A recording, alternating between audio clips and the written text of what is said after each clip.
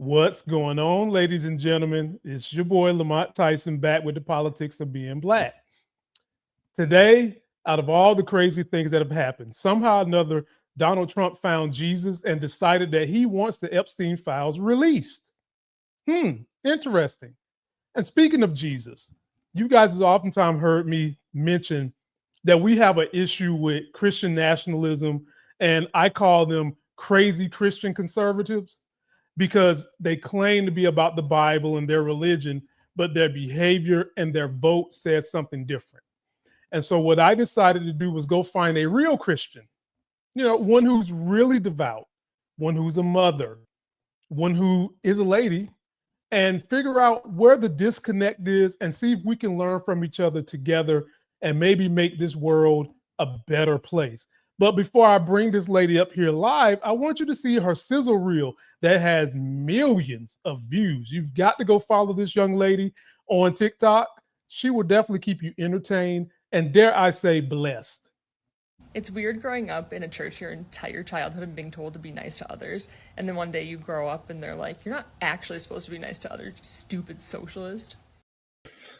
There she is, ladies and gentlemen. It's CJ, and she is actually nice to people. She was nice to me. How are you doing today, CJ? I am doing good. Thanks for having me on. Well, first of all, let me thank you for basically dealing with my schedule, dealing with my random texts on TikTok, just everything it took to get this show to be produced. I want to thank you for just bearing with me and sacrificing your time. I think the message we're going to talk about today can better be served coming from someone who is a Christian, who models and reads the Bible, and actually at times has questions. And I think that that's a great way to show people your humanity and that you're vulnerable and you're still learning as you take the walk. So thank you for coming. Yeah, no, I appreciate it. And I'm glad that you said the last part there about being like vulnerable, because for me, faith is not linear, and it's not like that I even struggle on a day-to-day basis. Like, am I a Christian? I wholeheartedly believe in the teachings of Jesus, but Christianity in America has gotten so twisted with politics that it is hard sometimes for me to like untangle that and to be able to fully like say and admit that I am a Christian. I really don't know anymore. I do wholeheartedly believe that the teachings of Jesus are the right ones. I think that it has the power to like heal us, and it holds great power. And I think that churches and politicians twist it for their own political and monetary gain, and it is like eating itself right now. Christianity is under attack by Christian nationalists right now. And so I am happy to share. I have lots of opinions, and I'm a very passionate person. But I also want right off the bat to be super like authentic and genuine and say that I'm not like this like perfect Christian. I struggle. I'm constantly like wrestling with what it means to be a Christian, to like have faith.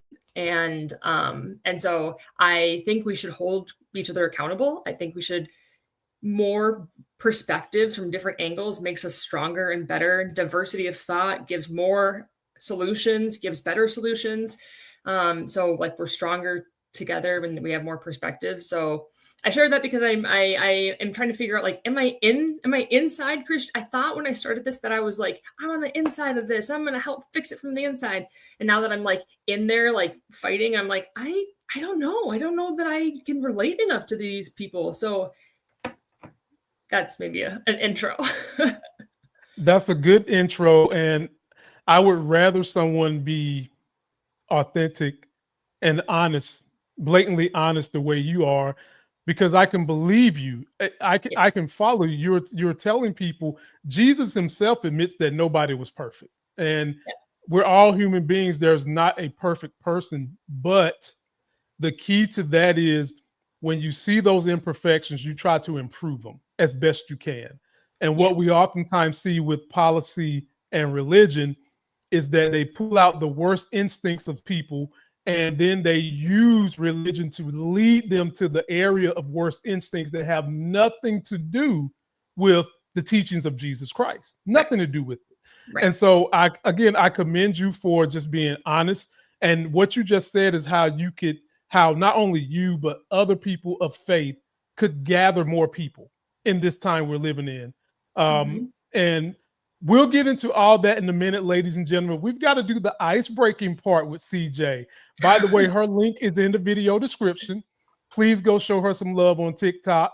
She has, like I said, a banging TikTok channel. So please go show her some love. But before we go there, ladies and gentlemen, we have one of y'all's favorite segments we do on this show, and it is called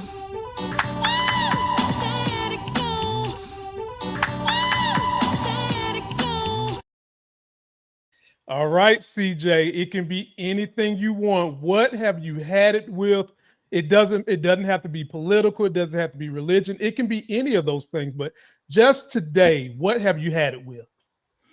All right. It took me a long time to think of something because despite the fact that I'm constantly complaining on TikTok about religion and politics, I actually don't get upset about, there's not a lot that bugs me.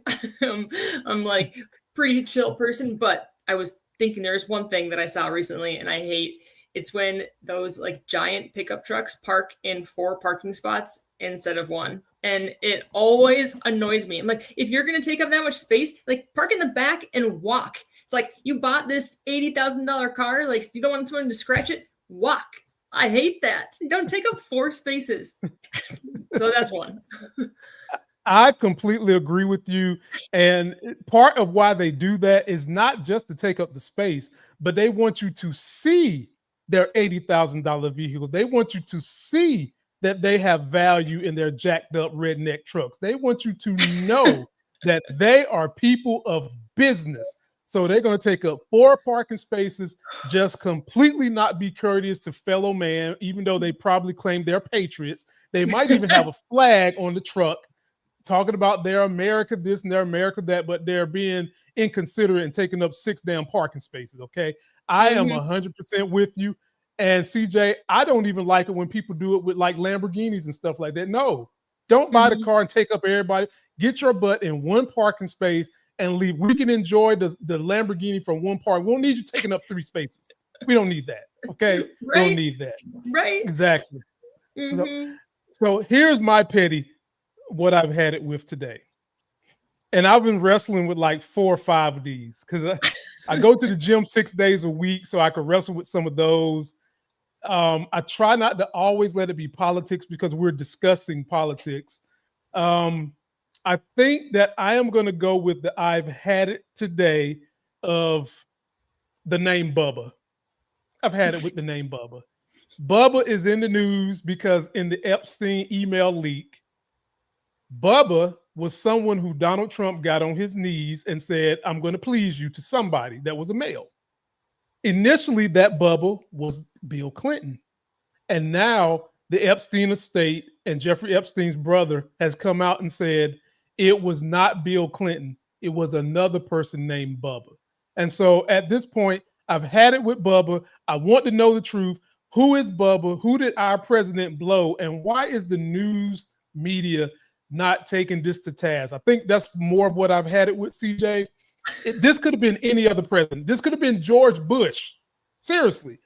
If the country knew George Bush got on his knees and blew a male and risked national security because that Epstein email is alleging that Putin has some kind of a picture, video, or something like that, so that risks national security, they would be shutting down the government. So, CJ, am I wrong for my little petty grievance of the Bubba? I'm tired of the Bubba situation.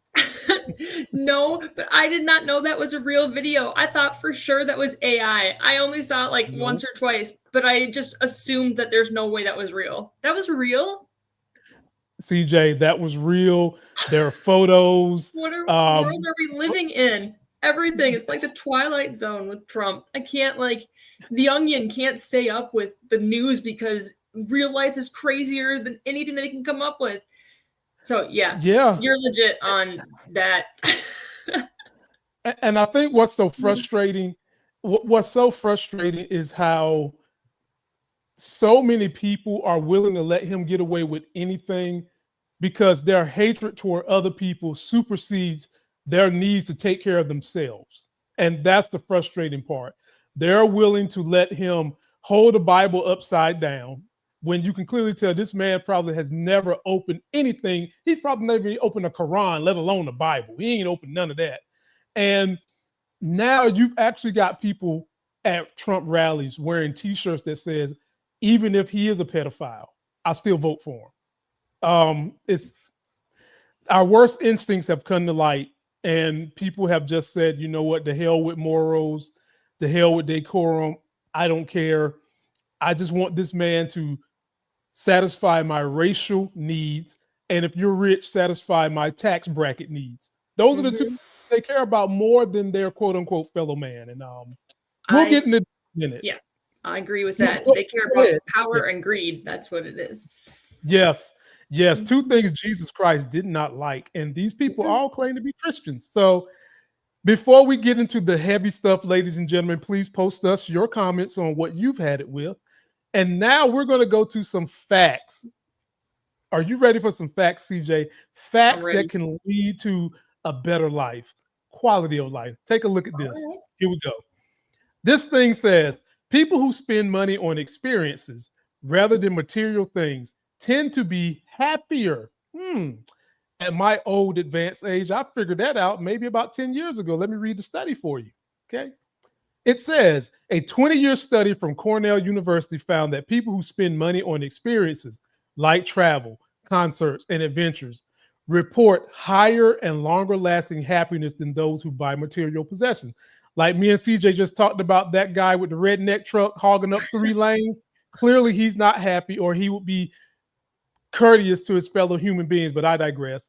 Why? Experiences create memories, connection, identity, while material things tend to fade into the background once they become familiar. Even anticipation of an experience like a planned trip has been shown to boost mood more than waiting for a physical purchase to arrive. In short, happiness isn't what you own, it's in what you live. What do you think, CJ? I wholeheartedly agree with that. That doesn't surprise me at all. I've been thinking a lot about, I don't know, social media and like living in real life versus living online. And it's similar. Like, it's like this like false sense of like community when you don't actually have any of that. And that's the same thing, like purchasing items. It's that false sense of like, you get that dopamine rush, but it's not connection. Humans need like real life connection, real life experience. Put the phones away, be in real life. That's what's going to like, you know, make your brain smarter. I mean, you said that very well. We human beings are social creatures, and it almost sometimes feels like it's a trick of the tech bros to separate us through technology now, to almost have it where we're giving up our rights, we're giving up our leisure, we're giving up our experiences to the internet so that they can run everything. At times, it feels like that is how they've set this thing up. And my 2 cents on this is I learned this a very long time ago. There was a term that they were using back when I was in my 20s called the FIRE movement. Basically, it's like you retire early in your 30s type thing. Yeah. I was one of those people doing that. And what I learned was it quickly made me, instead of buying things, it made me buy assets that could appreciate so that I could have something to keep doing these experiences. And for me, experiences are doing 5Ks, massages, going on trips, going on food tours, experiencing the world. All that means so much more to me than name brand clothes. I don't own any Air Jordans. I have a modest vehicle, even though it's electric.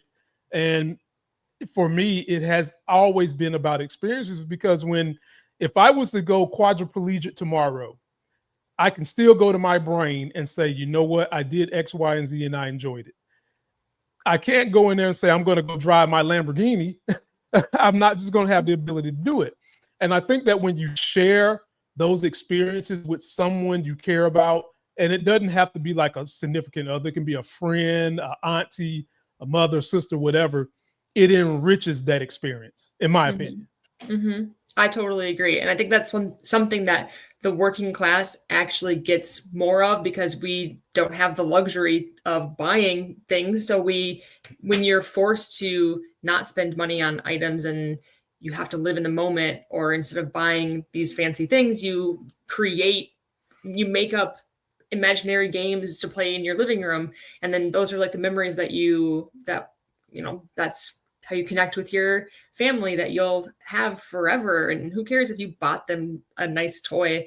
Like dancing goofy with your little girl in like the living room is what's gonna, like, that's what she'll remember, that's what you'll remember, and that's what gives you both like love and purpose. And so I totally agree that being whenever you can connect with someone like direct, like one-on-one, like to build that foundation, that friendship, that love, that's what matters. And anytime, like, nothing can replace human like connection and human love. Like nothing. You can't buy you can buy things that make you happy, but it's not gonna like fix it can't replace like real love. So No. I totally agree with that. And that's something that I think that, like, a lot, like, more money, more problems is not totally wrong. Like, people who have a lot of money don't necessarily have a lot of love, because they're buying things thinking that that'll make them happy, and it doesn't. It's empty when you don't have the option to even do that, because, right, like, marketing is telling you all the time, that's their job, is to say, buy this, it'll make you happy. But that's not real. That they're lying to you.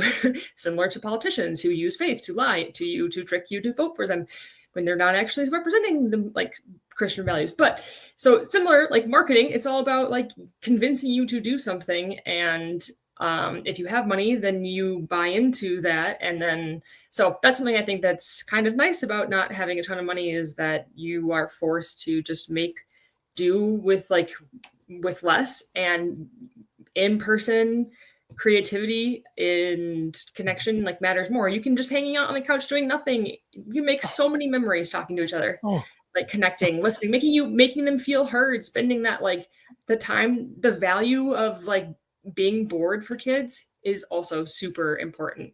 So kind of like, yeah, can't buy that stuff. You have to just you have to live it. Yeah, live it. And oftentimes, I don't know why people think that because I have a large social media presence that like I don't know, like for them, they think I live some kind of exciting life.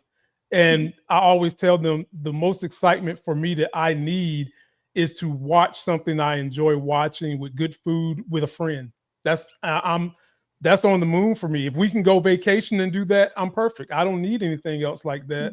And I oftentimes tell people in general when I meet them, like, I'm not the guy that goes to the club or anything like that. I am so simple, and the simple things just give me joy. The simple experiences give me joy. And I think that when you connect, as you said, with someone you care about, it just makes it better. And being creative, as you said, is another thing. Like being able to be creative just because you can't afford to go to Barbados. Okay, well, we'll go to the lake.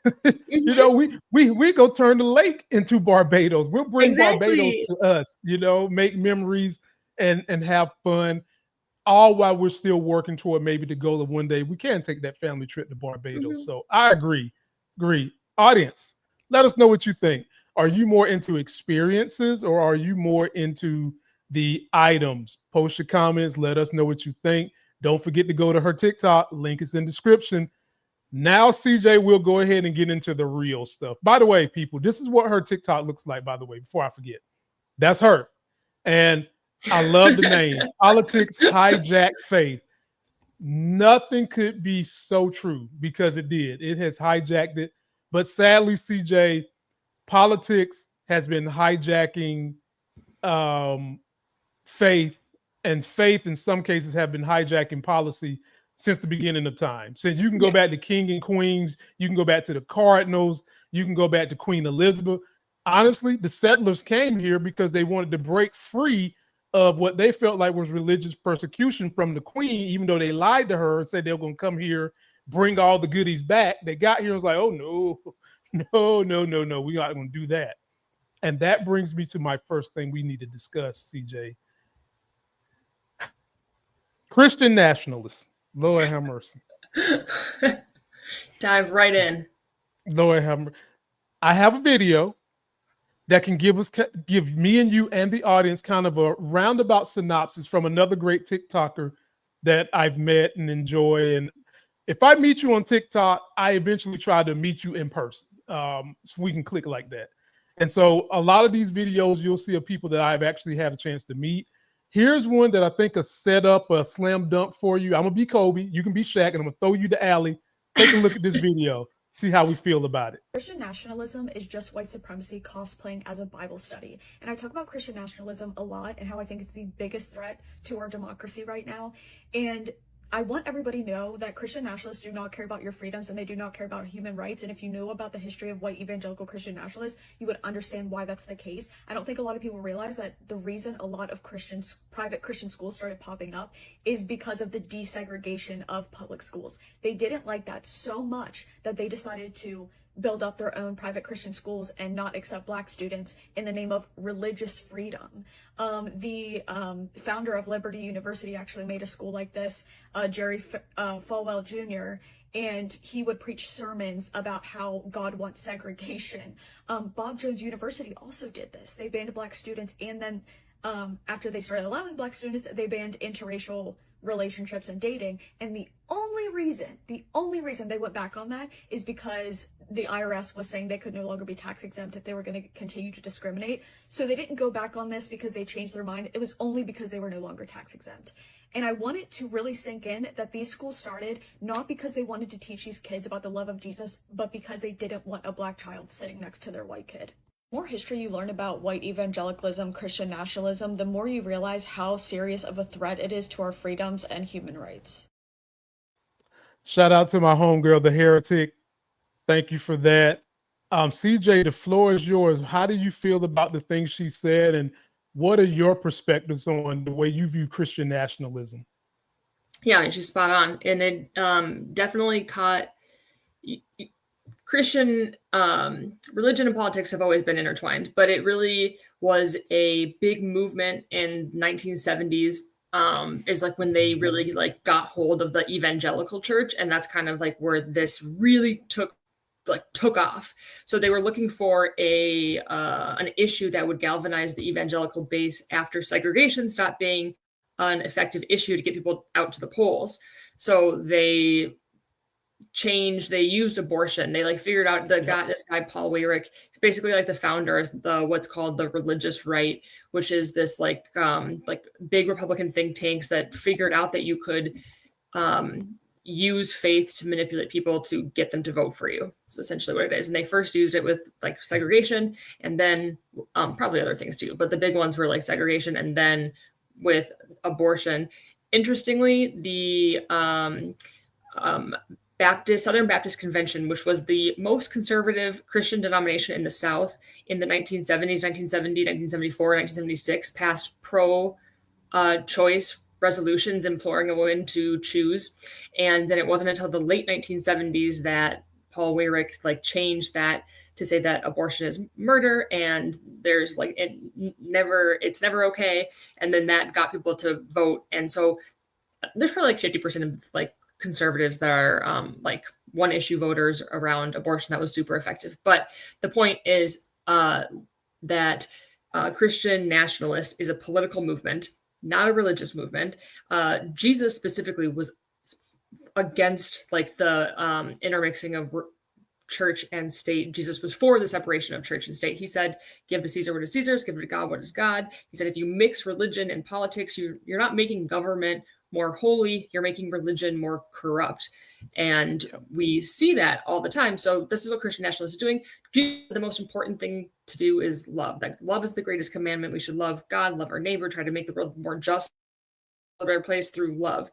We should, in Jesus's teachings, we can base laws on love to ensure that they lift up all of humanity. But if you use laws to force people to love, you don't get love, you get control. And that's what Christian nationalism is doing. They are they're using scripture as a smoke show a smoke screen to do non-Christian things. Their whole thing, there's nothing Christian about Christian nationalism. Their whole thing, they want to a government imbued with biblical values, but there's nothing biblical about what they are doing. In fact, so the Heritage Foundation, which is a big Christian nationalist organization behind Project 2025, literally in Project 2025, one of their goals is to dismantle agencies that go after misinformation, and then they will remove caps on political donations so that they can lie. No one can stop them,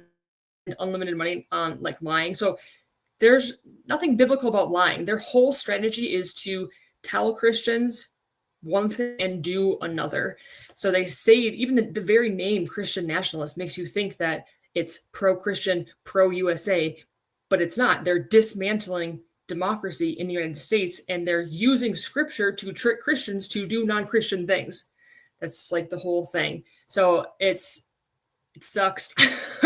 they're destroying Christianity. They're destroying our democracy. They're doing it in the name. They're basically like, they're using the name of Jesus, and they're using Bible verses to trick people so that they don't look further, so that people who are Christians just say, oh, like they said the word Christian, I'm a Christian, so I'll vote for them. And then they do all these terrible things in the background, and then we're all worse off. And they say they're doing it in the name of Christianity, but that has nothing to do with, there's nothing to do with Christian values.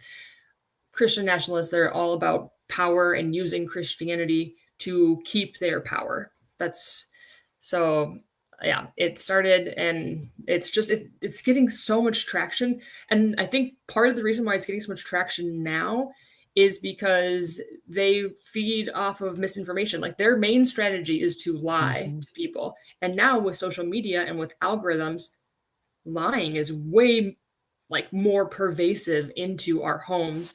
And so, and like those messages that they had to like go into communities before to reach people. Now they just pay for ads and they reach them on their computers. And then these, there's a lot of money behind these people because they are protecting wealth. The whole thing was started, like Christian nationalists are using Christianity to figure out how they could protect their wealth, because like it makes no economic sense to not tax billionaires. So they had to make it make moral sense. So they basically wrapped greed in scripture, said that like being rich is God blessing you. And they use scripture to defend that. And all the corruption in religion and in politics stems from greed and power. And that's at the heart of Christian nationalism. That's what they're doing. That's what they care about. I feel like I went all over there, but oh, don't worry. We're going to home it all in, because the next clip we're going to watch is, so we set the foundation of what Christian nationalism is and how it is eroding democracy, and in some cases the minds of people. The next one is kind of something you hit on in that wonderful soliloquy you just gave about how it's being weaponized. And before we hit it, I just want to throw in my 2 cents that you said things that a lot of people don't know about history, and how the Republicans have played the long game since the late 60s. And they have. Yeah, when they figured out that they lost segregation, they decided, we're going to infiltrate these peons through religion. And basically what they have tried to do, whoever started this, the guy that you was talking about, he had a partner. And sadly, that partner that was working with him was highly educated. And he did not believe in religion because of his education. For him, it was like, if I can't prove it through science, I don't believe it. But what he knew, and why he teamed up with them, was because he knew that if someone doesn't have a whole lot of education, but they're very religious, they can use that religion against them by just saying, if the Bible is silent, you need to be silent. Don't look up anything. And so they kind of formed this union, because they knew that if you're not like educated from a book scientific standpoint, you're not going to be questioning a whole lot of things. If someone who claims they are a man of God says this is how it should go, you're not going to question it. You're not going to research. You probably don't even have the mental, intellectual curiosity to look it up. And so that's why you started seeing the dual track of, we're going to infiltrate them through religion, And as you mentioned, we're going to dial back education as best we can and segregate these kids into education. You hit it on the head. And I think that the Democrats have got to play the long game.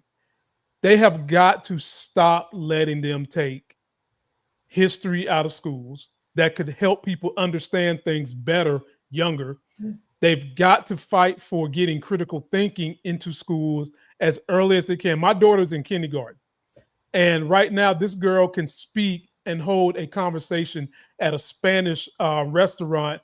Her first language is English, but she got into a dual Spanish program, and her brain is clicking right now. It's firing on all cylinders. So kids have a capacity to understand things, and no child is born into the earth with any kind of wickedness. No child.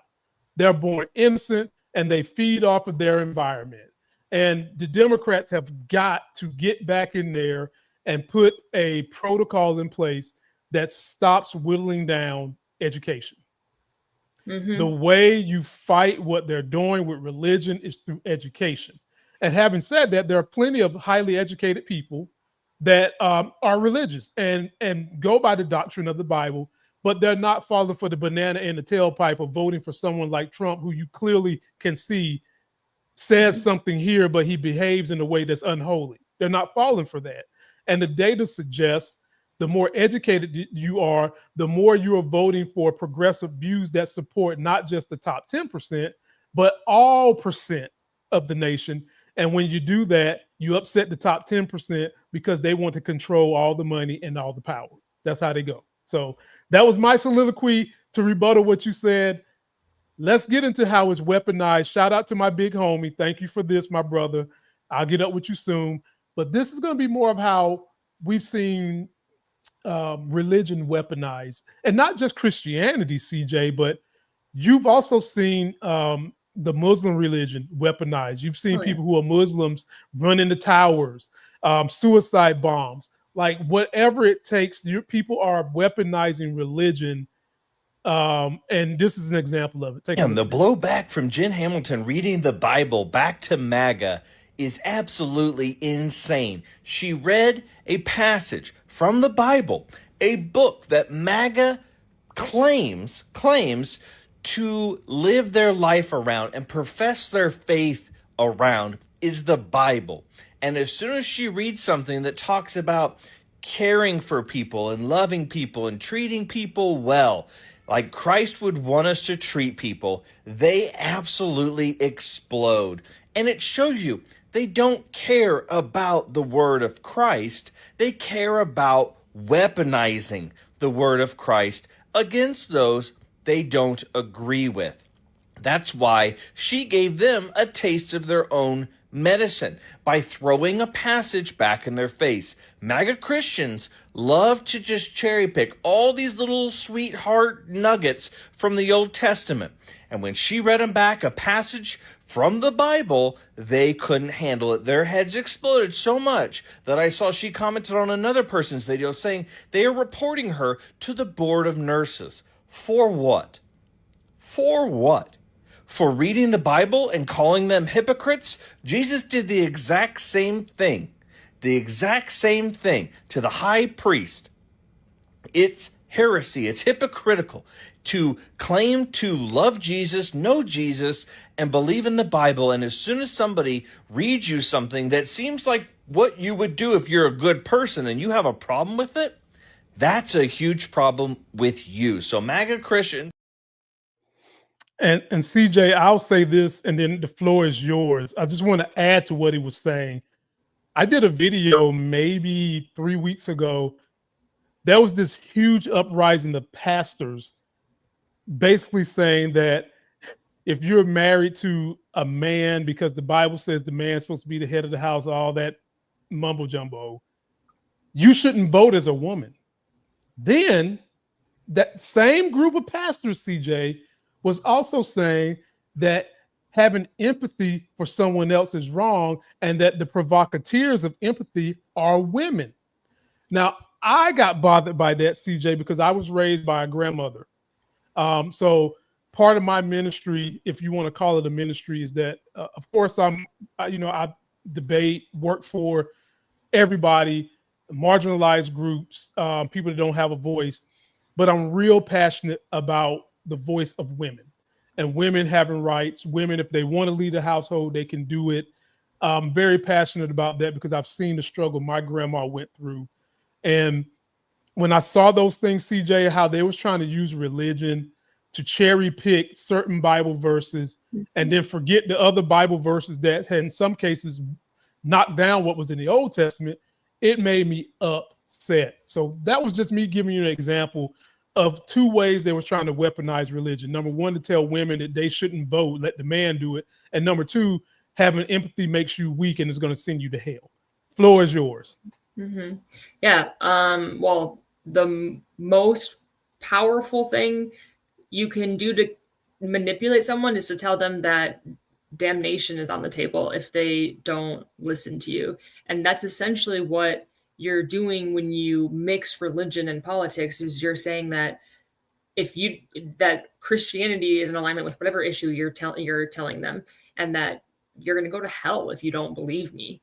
Like, if you don't vote this way, if you don't act this way, you will be tortured forever and ever in eternity. Like, there is nothing more manipulative than to use. That's why, like, Jesus preached that faith should not be mixed with politics, because it's used for control, not for transformation, not for love. You cannot mix the two. And that's what, and you see that in a lot of different ways. So, weaponizing faith for political gain in a lot of different ways there. It's simple. When I got into this, I thought, I do have to research. I research a lot for like every post that I'm like making and everything, but it's actually not that complicated. It's pretty simple. No. Jesus said to love, that our actions are what matters. It doesn't matter what you say. It doesn't matter what you even believe. It matters what you do. It matters that your actions match your words, and that you actually help people, that you try to make the world better, that you fight what Jesus fought and fight what he fought for: love, compassion, justice. Fight against what he fought against: religious hypocrisy, oppressive systems. Like, that was the message. Do what he does. And then the modern church puts all these rules and on top of it, like, why, like women can't speak out in public, or men, like, you can't marry a man, can't marry a man, women can't marry a woman. Like, there's all these different rules that you can, and then different sects of Christianity and Mormonism, there's all these different rules. I just learned yesterday, actually, I did not know this, that Mormons, they cannot have hot caffeine. They can have cold caffeine. That's where they draw the line. So they can't have coffee, and they can have soda. I was like, that's temperature is where the Bible, that's what the Bible did not tell you, that temperature is where you draw the line on caffeine. That is a human construct. So there's so many things that the churches, like, that people use religion for, and it's so powerful. It's so powerful because people are so scared, and it's fear. It's all fear-based. They're using religion to manipulate. People are so scared of going to hell that they will do anything to not do that. And then they're so easily tricked into doing that. And the thing is that Satan in the Bible used scripture to trick people, like exactly what Trump is doing, and like the whole MAGA movement. That's Satan's playbook. Like, seriously, he used scripture and said, follow me if you want wealth, I will make you rich if you follow me. And literally he quoted the scripture in the Bible, and that's what Trump said. Like, I'm a Christian. He waved a Bible, said, I'm a Christian, vote for me, I'll make you rich. And then people care more about that than treating people with respect, with dignity, like making things more fair. So yeah, religion is constantly being weaponized, and it's really sad, because Jesus was right. He was right. And people say, like, it's all in his name. And I think it goes back to your point about education. That is the solution to all of our problems. If I ever became a one-issue voter, it would be to fund education more than our military. Like, there's a reason why we fund our military 3 times, 4 times more than education, because smart people are more dangerous than dangerous people, like, to the government. And they want to keep us Let you get back to it. 1/5 of Americans are illiterate. Isn't that crazy? So, like a lot of the people that I've had, it's sad, CJ. A lot of the people I've had up here as guests that have had to go like do seminars or present to a group of Americans, wherever they are, they're told you have to speak to these people and your materials need to be read or written in a way that a sixth grader can understand it. Interesting. That's sixth grader. interesting. That's like So that's like what to the public. That's what we're supposed to be talking yes. like. Yes. So like a couple of the politicians that are running that done some interviews with me earlier this year, their groups tell them you have to do things on a sixth grade level. Like, so that's why I get mad with Democrats. That's a problem. It is. That is a problem. And I used to own an early child care center.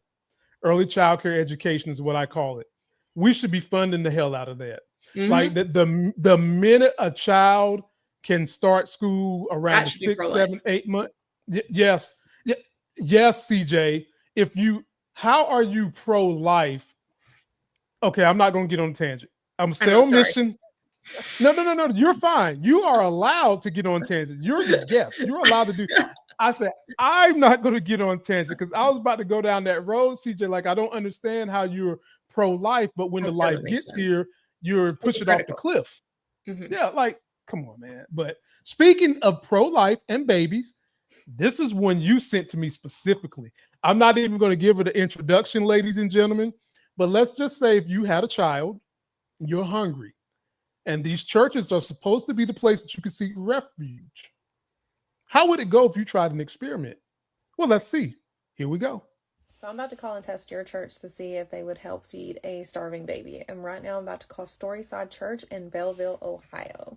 So let's see if they would be willing to help feed a starving baby. And their About Me says, Storyside Church is a vibrant and welcoming community that believes in the power of personal stories and the transformative love of God.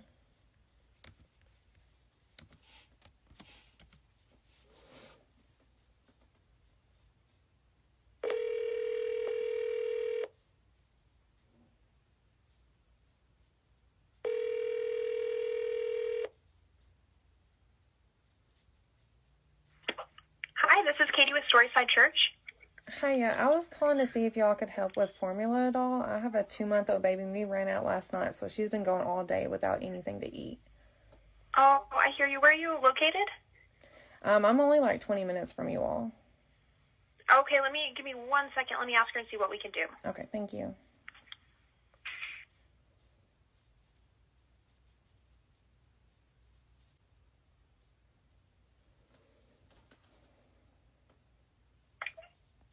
Are you able to stop by the church? Yes. Okay, yeah. If you stop by around 1 p.m., then we can have that ready for you. Okay, can I say something real quick? Sorry. Hey, hello? Are you there? Yep. Okay, I'm actually not in need. I'm like testing churches to see which ones would actually help, and you are one of the few that would actually help a mom feed her baby. So I just wanted to say thank you for everything that you're doing, and it means a lot, and just to keep doing what you're doing. Yeah, absolutely. Well, thank you for giving us a call. All right, thank you. Yep, bye-bye. Bye. Wow. Now that's a good church, ladies and gentlemen. That young lady has millions of followers. She done over 300 phone calls. CJ I did the research, and out of all those 300 phone calls, only 8 was willing to help. Out of 300 phone calls, and it's gotten to a point online, CJ, where I always tell people when you're dealing with like the low educated MAGA, you always get the very low educated responses. So first thing they're saying now about her is that it was all a hoax. Okay. I mean, we hear Trump say that, and when you hear Trump say something like that, you're not in good company. The other thing that a lot of MAGA folks are saying about everything is AI. You know, so how I tie that to religion, CJ, is that if the Bible is silent, you're supposed to be silent. And so you're not supposed to look for any further answers. So it just makes the process, it takes responsibility out of your hands to seek more information.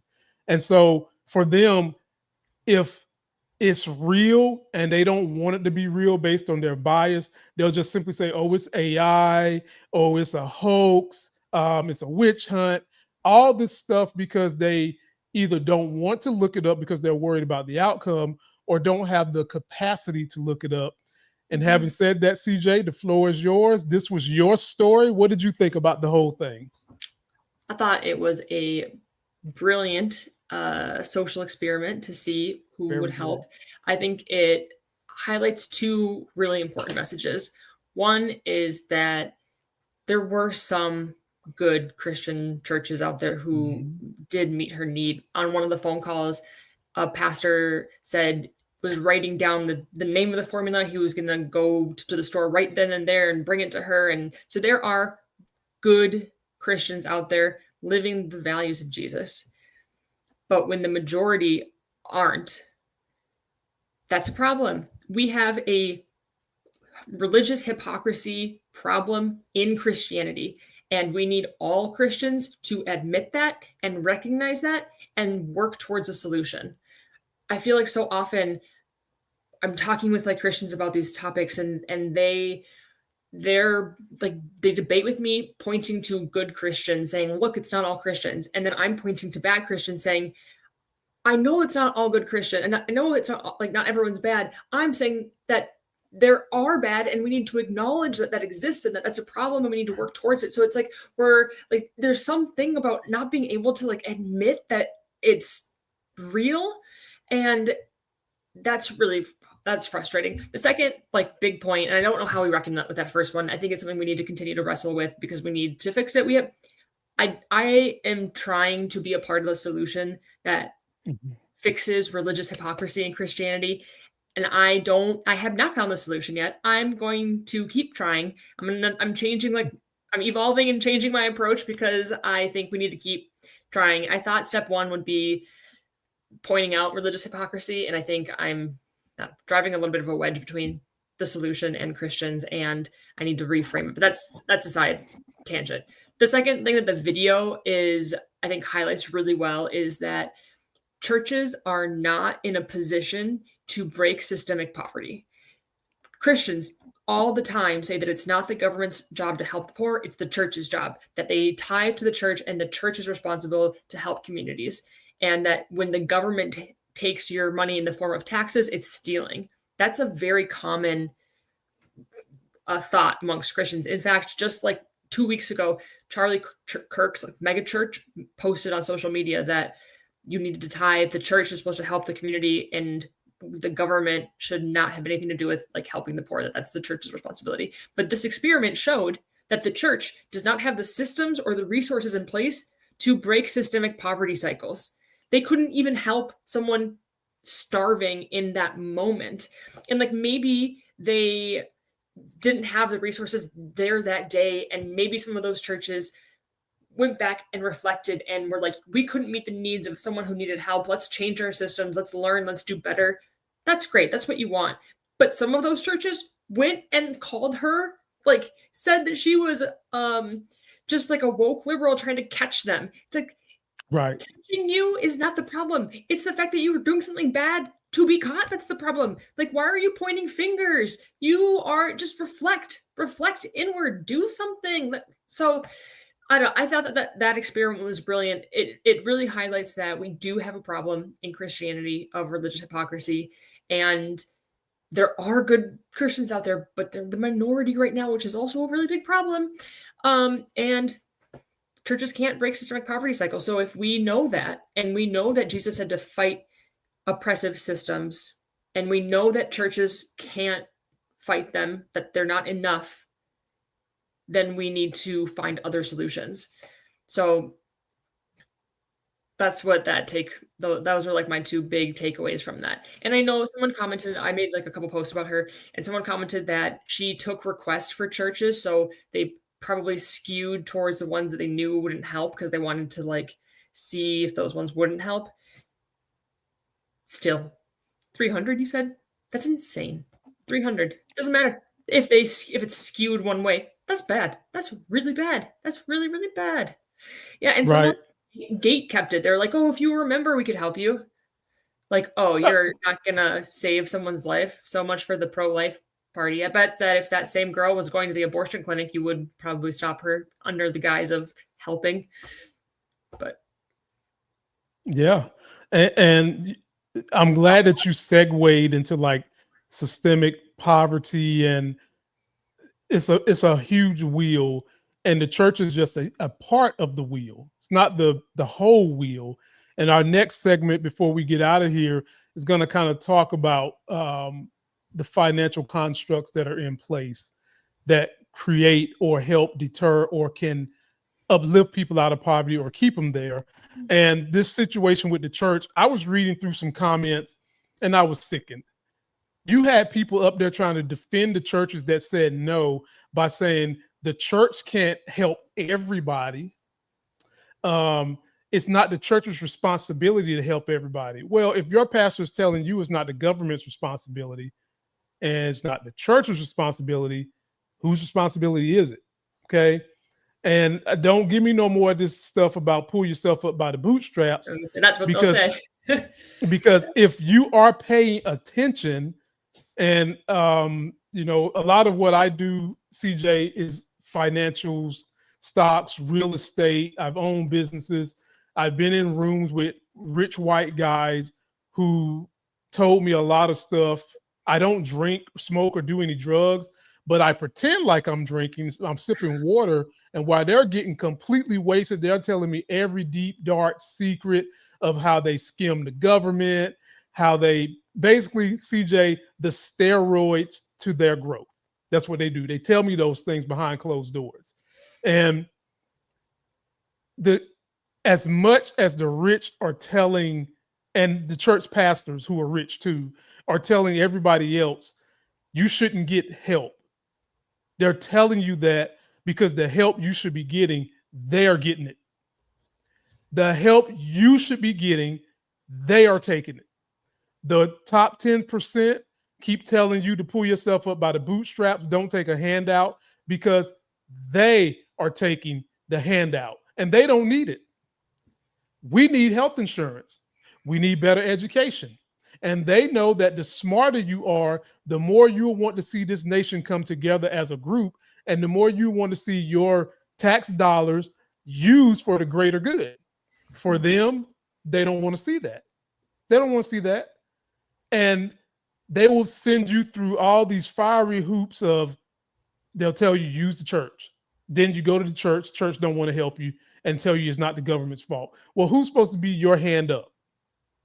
Then you get into those pastors who are bold enough to say, well, just keep praying. Well, just keep praying. After they done threw salt in one eye, bleach in the other eye, they're telling you to keep praying. When we have the mechanisms in place, there should be nobody in poverty in America. Nobody. There's plenty of money out there if America was allowed to take care of its citizens the way it should. Nobody should be in poverty. This runaway inflation that we've got going on right now should not be happening.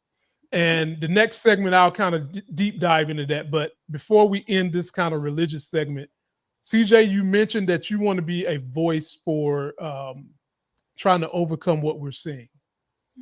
And my question to you is the toughest question I think you can ask anybody who is as versed as you are. You're a believer, but you're very, very smart. I don't even know your educational history, but your mind is so open.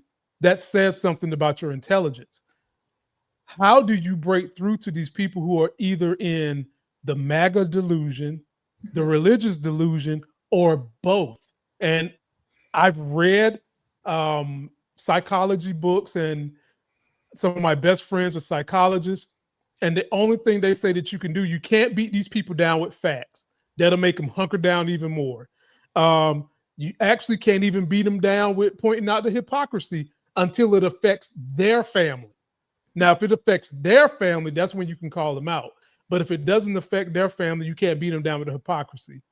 The psychology book says, and my friends say, the only thing you can do is narrate a good story that somehow or another can talk to them specifically, whether it's their daughter getting picked up by ICE in unmarked vehicles, posing as ICE, but they're really criminals, or it's your grandma who's about to lose her Social Security because you voted for Trump. So, giving you that backdrop, CG, how do you get through to these people who are in those kind of delusions and bubbles? I love that question, Lamont. I have some ideas. I think we should just keep trying things and figure out what works. I don't know that like my ideas are going to be the ideas, but I think there's a couple things we can do. Okay. Encourage them to critically think. A lot of the MAGA movement is just parroting back talking points, and they're not actually thinking about the things. And a lot of times, like those, they call it common sense because it's not common sense. They name everything the opposite of what it actually is. Like, right. They pro-life is pro-birth. Like everything is backwards. And so it's not common sense, but you have to get them to realize that. And then you touched on something that's so key. Like they won't like realize it until they live it themselves. The thing that we have an opportunity coming up here. Every single person is going to be hurting with this Trump economy and inflation, tariffs, everything. There's not one person who is not impacted by this. My health insurance is going up 25% in January. It's insane. We're looking at $30,000 in just healthcare bills as like a normal family. That's crazy. That's crazy. So every single one of us is going to be feeling it economically. So I think every single person, Trump, like MAGA, whatever, whoever you are, is going to be thinking like, is there another way? Did I mess up? Because I thought that this would fix the economy and I'm hurting worse. So they're all going to be in that position.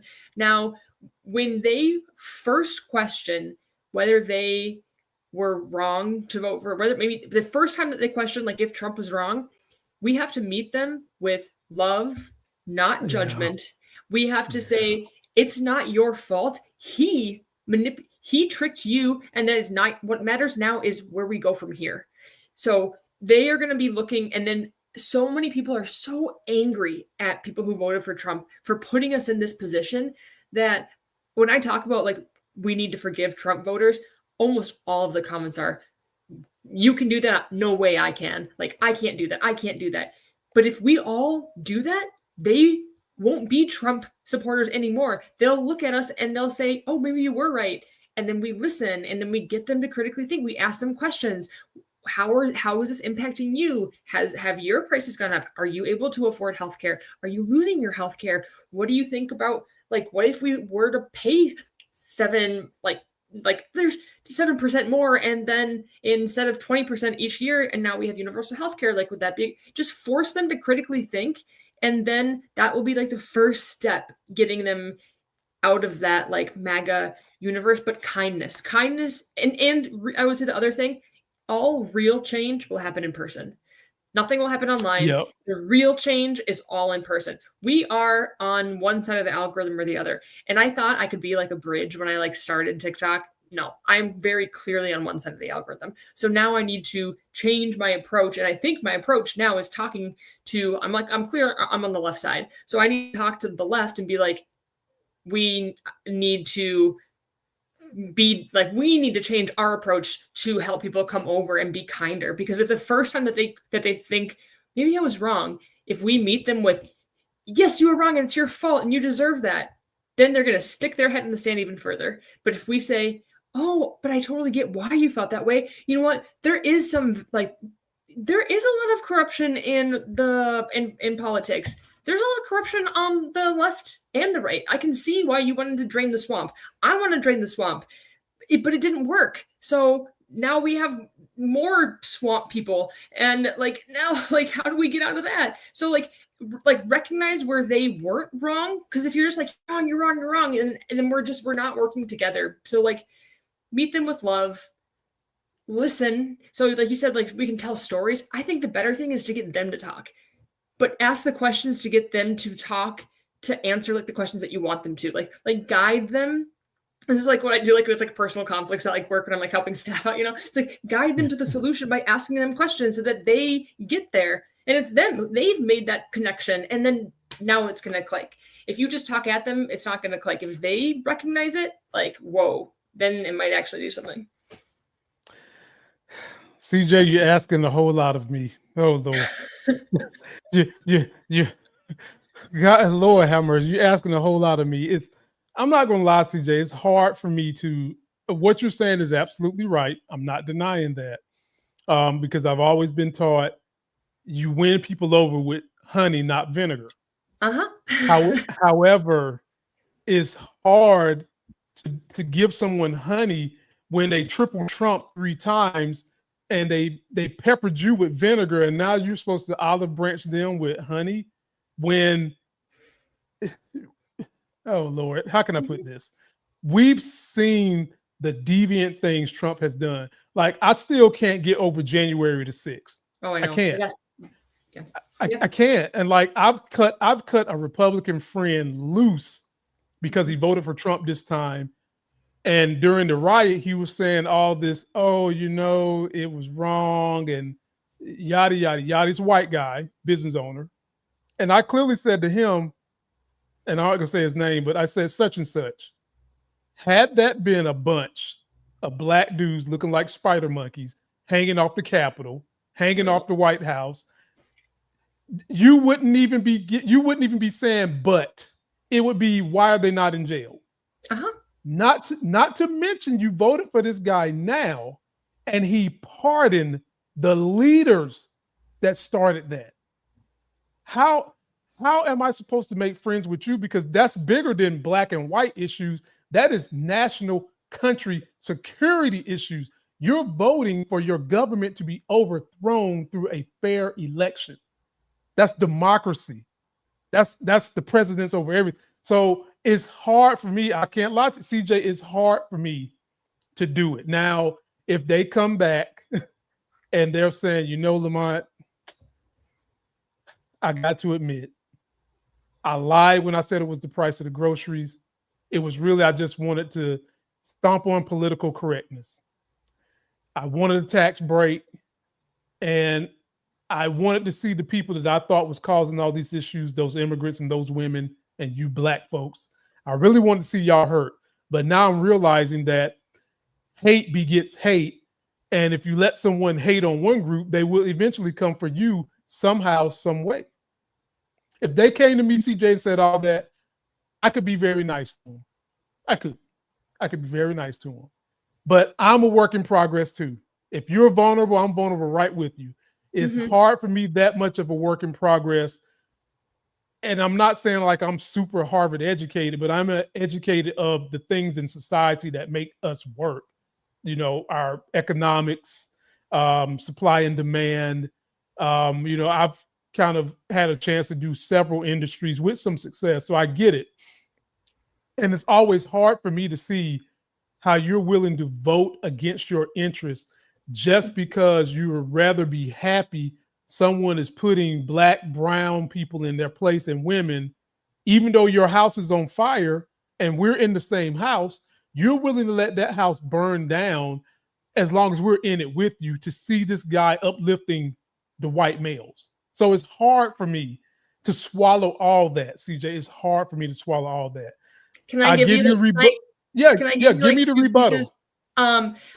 Please.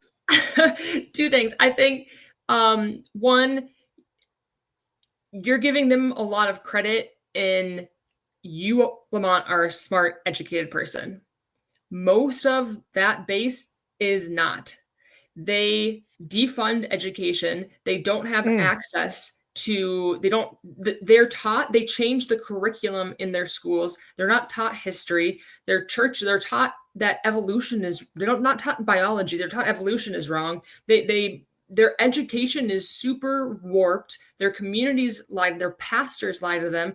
All these people that we trust in our life are giving them false information. And then you build communities of that, and they just don't have the same access. And then they're not necessarily college educated, right? They're sixth grade reading level, national average or whatnot, you said. So I think that people, and then you build, and then you add on religious weaponization of faith, and they don't have the education.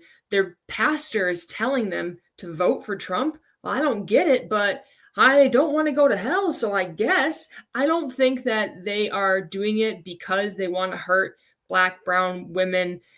I think that that is a consequence of what they're like, an unintended consequence for them. And what matters is that the God, they're doing, in their mind, they're doing the God choice, because their politicians and their pastors told them that. They lied, they weaponized their faith to get them to do something that then is bad, like that is bad for Black, brown. They think, like, so I don't even think that they realize that their decisions have those impacts. There's no, that's not a connection that they make at all. So if you try to make that connection, they will fight you on that. They disagree. That's not what we're doing. It wasn't about that. You're wrong. And then they close off. Second thing. So I think we have to, like, give them a little bit of grace and be like, you probably didn't actually have that information. You are smart. You can critically think. That doesn't mean that everyone can. The average IQ in the United States is 100. So if you think about that, there's a lot of people. You're a smart guy. There's a lot of people that aren't as smart as you. So you have to, like, kind of, like, think about that too, which goes back to the point of, like, talk to them right at the appropriate level. The second thing I think is important is, let me lose my train of thought in this one. There's one more. The education and I'm gonna lose this one. Sorry. It was. Oh, you good? Oh no, I got it. Okay. The one thing that conservatives do really well is they unite on one thing always: opposition to Democrats, opposition to progress. It's super simple. It's a strategy, and it works because there's no thinking. It's one simple thing. I think on the left, we need to get better at just picking a strategy. And I think the strategy has to be that we forgive them. Because if we don't, who wins is the 1%. It's like, we don't have the luxury to do it to do it the right way. We have to do it the strategic way. And the strategic way is to get them on our team and then fight the fight. Not fight the fight against them. They need to be on our team, and then we can fight. So it sucks, but I think that the alternative is worse. I think that those are two, like, things. So it's like, is it not genuine to not forgive someone because it's strategic? I don't know. I think that you could do both. I think you could know that the right thing to do is to forgive and to treat them with, I mean, what does it matter what you think or what you do, right? That's what Jesus taught. Actions, actions, actions. So think in your head, I'm frustrated, that's annoying, but do kindness. Treat them with dignity. They're human. Whether they treated you as a human, you treat them as a human, rise above.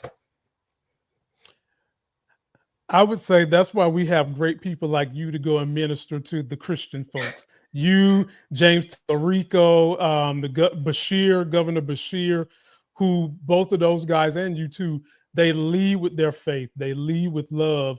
And they both have won in red states. And obviously what you're saying has a winning strategy because they've proven it, and you're saying it right here. And I just think that some of us who are we're not as good as you all are just yet. We're seeing it. We're seeing it. We're going to have to let y'all take the lead on that part first. Because what you're saying is right. I'm not debating you on that. I'm debating you that so many of us are frustrated that these people get caught in that bubble you just mentioned, and you forgot to throw in the Fox News loop that never exposes them to the whole spectrum of news. They never expose them to that. It's always hate on drip. It's always be outraged about these people on drip. And then on the back end, they'll throw something in there like, and God bless America, that type of mess. We've got to have people like you go on Fox News, Governor Bashir, James Tellerico. We've got to have y'all go and lead the way for us. Because some of us is ready to cuss them out and say, you can come now. Yeah, come on. But you should not have had to experience the kind of pain you went through.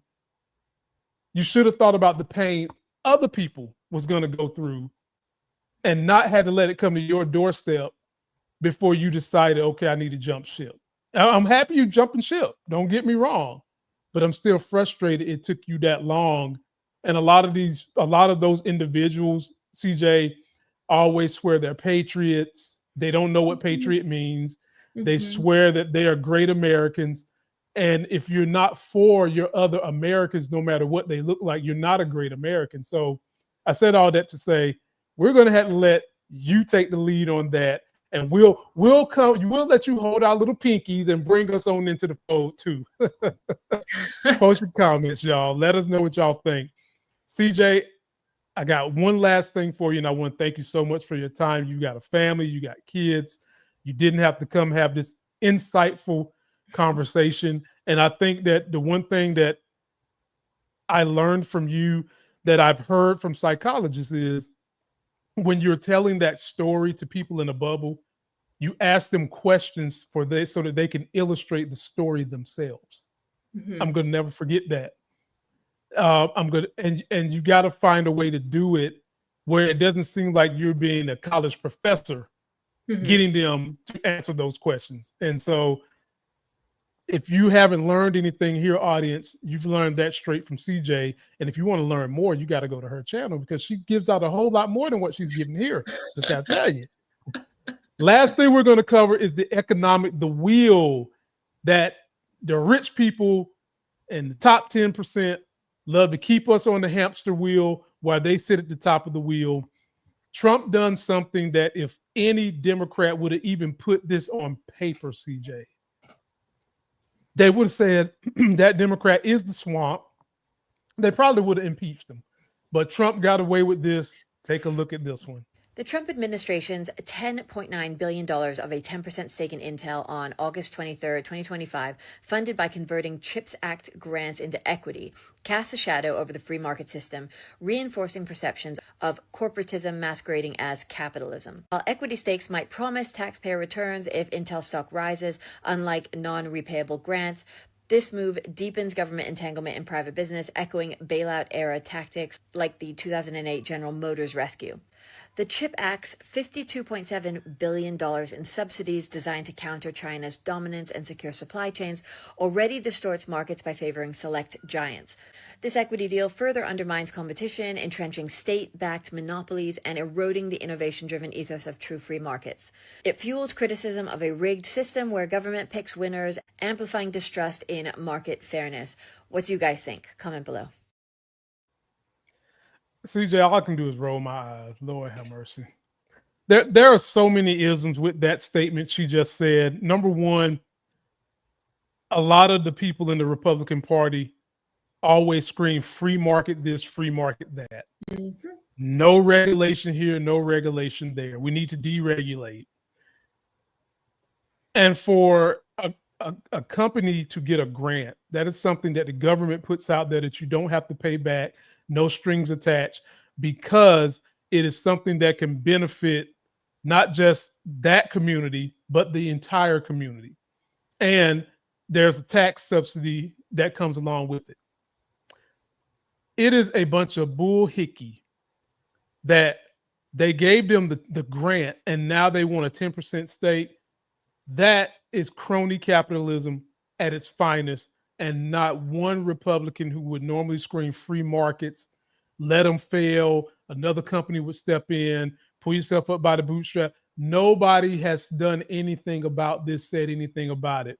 And why it infuriates me is because the more you have this happen, the less the people get. And what I mean by that is, CJ, you have a situation where the rich are able to socialize their risk, and then they get to capitalize on the gains. If they don't get any gains, they don't lose no money because they've socialized the money from the government that should be going to the people who are not rich. And this is a capital case of that. Intel was having a horrible year. All of a sudden, Trump steps in, gives them that grant, then decides he wants 10% of the action, claims he's going to give it to the people. If Intel shuts down tomorrow, they've gotten 2.3 something billion dollars. We're toast. That 2.3 something billion dollars could almost be $20,000 to almost every American who's above the age of 18. And this is another reason why the ministry is for you and the other great folks in the Christian faith to talk to these people, because we can't have nice things, CJ, because you keep allowing them to dog and pony show you religion as the thing that's going to keep you afloat when there are basic necessities that the government can fund. We obviously have the money. You just saw how much money they gave Intel. That money they gave Intel could pay for all the early child care programs in the United States. Intel didn't need that money. Intel's been around since before I was born. I'm 45. They didn't need that money. And if they were on the way to failing, most Republicans say, let the free market take its place. And last thing I'll say, when inflation hits, CJ, because of situations like this, the regular person gets screwed two ways while the rich get paid two ways. When the government pumps more money into the economy, number one, that is an excuse for businesses to say we have to raise our prices because there's more money floating around in the economy. But here's the issue with that money floating around, CJ. Do me and you, the average consumer, get our hands on that money? No. That money goes to the same company that is now saying that because the government pumped more money and gave it to us, we now have the excuse of saying inflation needs to go up because there's too much money in the economic supply. And these are the conversations, CJ, you're telling me I got to somehow or another get a MAGA who's in a delusional bubble to understand this. I don't know how to do that. I mean, I don't. Like, and I'm good at storytelling. I write scripts.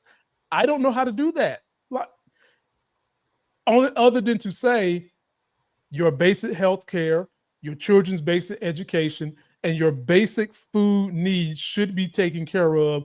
And it should not just be that we're giving Amazon, $60 million to move into Burlington, North Carolina, when we've got whole small businesses that have been uplifting this economy for 30 years that are on the brink of failing because they can't get the type of help that they need. Floor is yours, CJ. You get the last word. That's my rant. I don't think I could explain that one better than you did. That was very well said. And one thing I will say, which you said that you don't know how to explain something like this to a MAGA person. I don't think that this Intel government funding spending, that's way up over their pay grade. You have to find something that they're interested in and then connect on that. And it's something, I don't know the stats on this, but I would guess that like at half of MAGA Christian voters are one issue voter on abortion. And so you could find issues, and maybe that's not like, I should look at the statistics up. I'm going to look it up while we're talking, but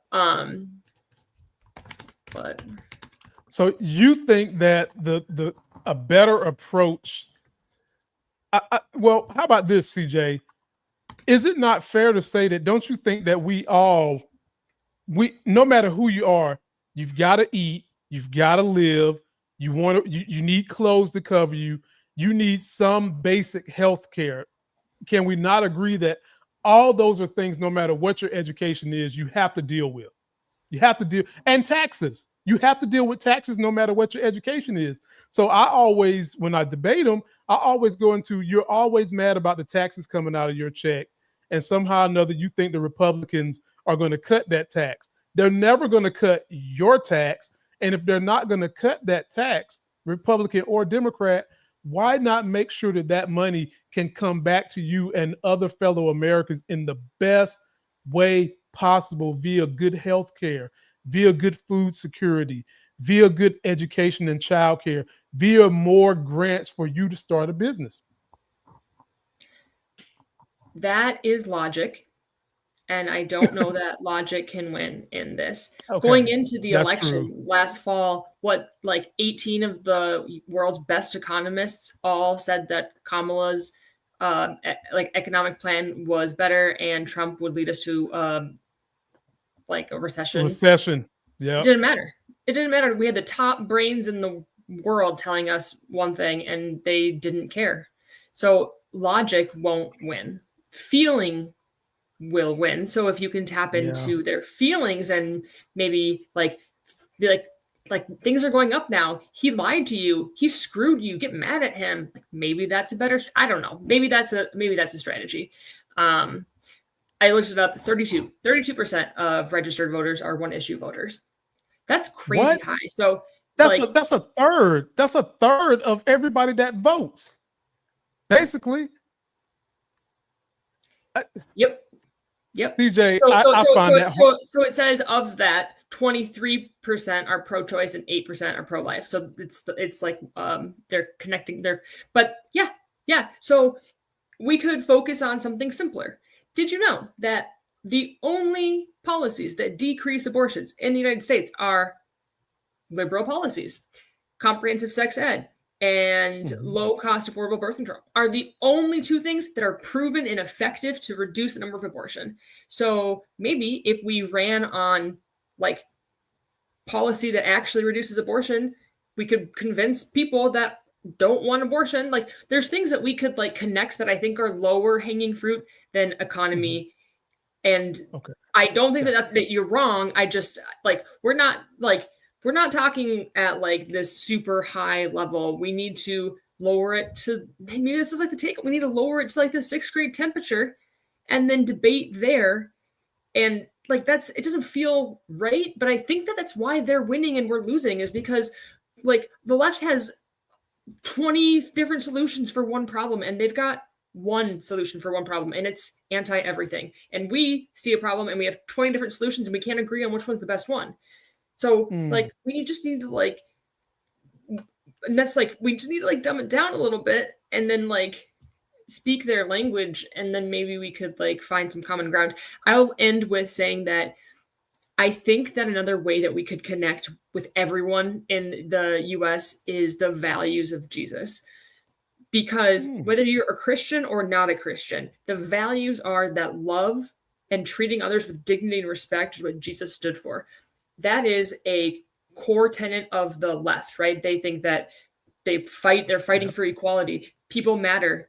Everyone matters. And on the right, what they say they care most about is their faith in Jesus. So we have a huge commonality of the values of Jesus. What's not common is is the conservatives, the Christian nationalism that tells you that they're Christian when they're not.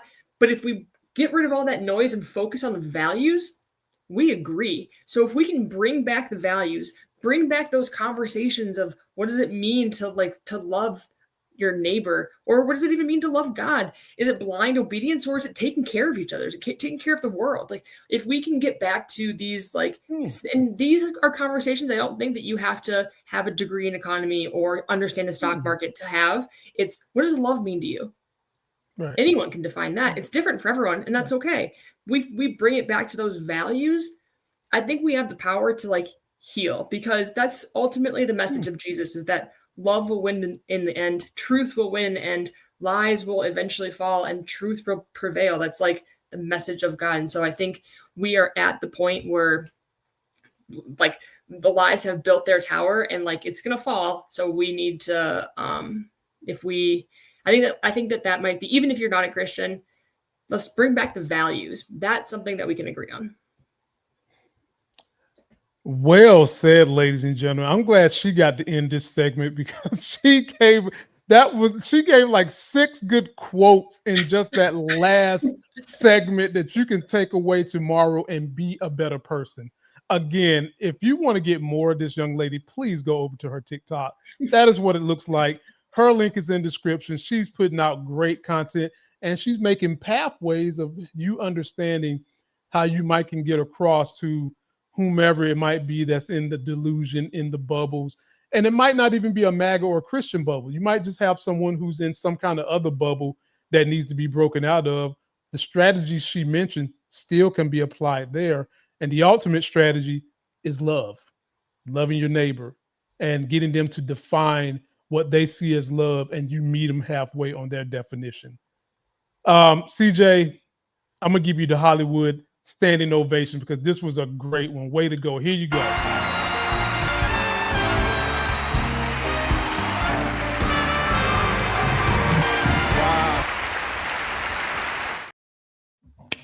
Way to go, way to go, way to go. Just amazing work. We hope that you'll come back at some point in time, and we plan on turning you into family, and we'll fight this fight together. And ladies and gentlemen, that's going to do it for this video. Don't forget to like the video, comment, subscribe. And as we take you out here, I will give you that woman, Jasmine Crockett, to get us out of here. Take a look, and I'll see you next time. Somebody's bleach blonde, bad built butch body. Somebody's bleach blonde, bad built butch body. Somebody's bleach blonde, bad built butch body. And we are out of there, CJ. Wow.